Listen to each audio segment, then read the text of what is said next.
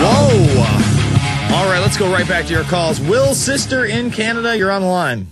Hi, Jason. How are you? I'm all right. Well, I'm calling on my brother's behalf tonight because he's in Cedar Rapids, Iowa, and the cell network blocks his call. Oh, how lovely. Isn't that interesting? Yeah, isn't that great? It's the new freedom. It is. It's wonderful.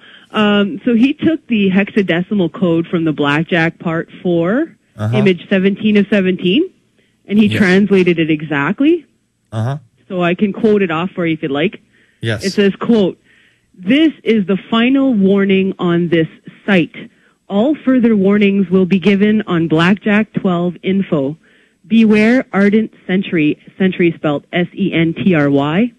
Be alert for semis bearing the sun icon. Not all federal authorities are involved," end quote. Yes, and you know, I like I said, I sent that exact thing over there to Kurt right now. Isn't Iowa one of the places where Ardent is supposed to be taking place tomorrow? I'm not sure where it is. All the info can be found on www.forces.gc.ca. I haven't checked that one out yet, but that is a government-run website here in Canada. Oh, and they actually have all the information right there, like you just plainly go and check it out. So wait a minute, Canada is going to be part of this drill. This is going to be one of those international drills, yes, like what we saw on 9/11. Yeah, it's a NORAD U.S.-Canadian drill, yeah. Well, that's very interesting. I'm wondering if any other nation states are a part of that, because if you remember on 9/11, Russia was also a part of it. Here's what I've got out of this, and it's off of Media Monarchy Blogspot.com. They're saying that Ardent Century 09 is indeed a North American Aerospace Defense Command and U.S. Northern Command planned for June 18th to the 24th. So it would start tomorrow and be a 1-week exercise. It says it will incorporate several military exercises with the National Guard exercise. They're saying that the events will take place in multiple venues across the country, including Iowa, Kansas, Oregon, Wyoming, and off the east and west coast. The exercise will allow several Department of Defense organizations and some federal and state partners to implement plans and respond to a variety of quote-unquote notional events.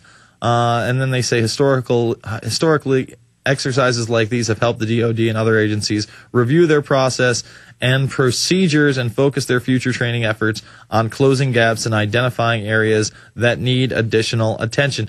My point is this. I mean, if this really is an insider and not some kind of a clever hoax that maybe the establishment is laughing about, why would the Telegraph print this? You know? That's what I say. Like, how can they and this is how they roll. I guess they're sick, weird wackos. Yeah.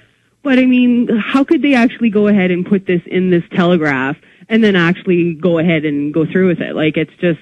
Well, I'll keep reading on. You know, here it is. You know, major AS09 venues include, and it does suck because a lot of these names are similar to the drills that went down on 9/11. I want to remind people there are still drills that are classified on 9/11.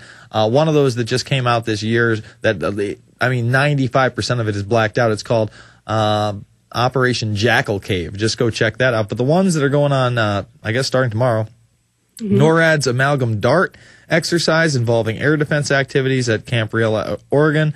National Guard's Vigilant Guard, sounds a lot like Vigilant Guardian, exercise focused on civil support with major activities in Des Moines, Iowa, and Topeka, Kansas. And a nuclear weapons incident exercise with a U.S. Air Force response near Cheyenne, Wyoming.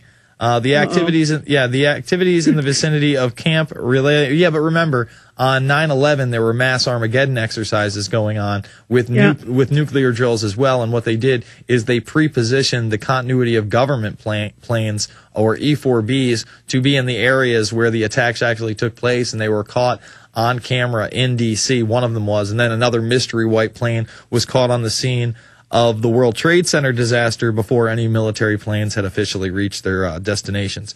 So let me continue here. National Guard ground-based air defense system that will be integrated with Air Force Airborne Systems, AWACS, and fighters. AWACS were also out on 9/11. And a Navy AEGIS destroyer. Iowa, Kansas, Missouri, and Nebraska National Guard units will respond to multiple events in Iowa and Kansas, including simulated train derailments and foreign animal disease. That's weird that foreign animal disease would be there in the height of the swine flu. Throw that all in the mix, eh? Yeah. So, I mean, this is what we've got so far. It's very interesting, and I'm glad we're touching on it. I appreciate the call. Let's jump to Israel in New York. You're on the line. Yes, sir. Hello? Yes, Jason. I'm just calling. I'm a Christian minister. I know your show is a secular show, and I'm also a veteran. I was an Iraqi veteran. I'm doing the George Bush Senior, but I'm calling with a word of encouragement. So please hear me out on this. In the Bible, it shows that the wars that always happen, and the adversary always was dealing with pagans, and we know that the New World Order people, from the Rothschilds all the way to the little Illuminati, Masons, all of them, are part of the pagan system. But we notice that that's always been a battle in this earth. And I just want to thank God for Alex Jones, for yourself, for Tex Mars, who really know what I'm talking about.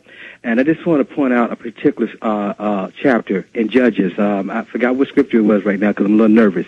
But there's a prophet by the name of Gideon. He brought 10,000 people down to the water to fight the war, and God tested them, and they had to drink from the water. Some of them bowed down and drunk with the water with their head down, and then some drunk with the heads up. So the ones who drunk with their heads up, he used them because they could see the enemy coming. And that's how I see you and Alex Jones. You guys see the enemy coming. So I just want to encourage you, let you know that when this is happening, God always sends prophets out in twos. I'm not calling you and Alex prophets, but he's using you guys in that capacity with the truth movement. And I just know for a fact, when you see that in these last days that we're living in, that you guys are going to get the victory. And God showed it to me, clearly. And I know that some of your listeners probably don't understand all that I'm saying, but I just know for sure that God has brought all you guys together. And it's not in vain. I know that God's Spirit is in your movement, and that's all you need. So you guys, I encourage you to continue to fight this fight. And I'm also doing a lot of a 9/11 truth movement in Atlantic City area, Pleasantville area, and the southern area of New Jersey. So Excellent. Just keep up the work, man, and I just thank God for you guys. All right, thank you. I thank you for the words of encouragement, sir. Let's jump to Darren in Washington. Darren, you're on the line. Hey, Bermas, how you doing tonight? I'm all right. I just want to say that was really awesome. You got Kokesh on your show.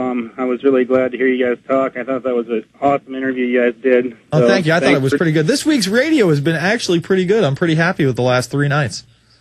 Yeah, that was awesome. And also, I thought I'd let people know there's some supporters of him organizing a money bomb on July 4th.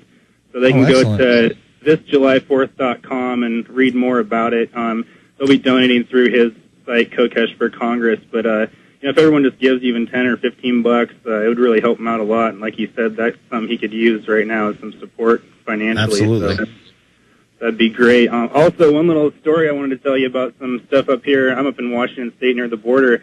Some friends of mine were told about the situation where some people were partying at a campground up near the border, and the cops came out because they were a little rowdy. Well, when they tried to assert their rights to the police officers, they said that they were in a Constitution-free zone, just like we've been hearing about.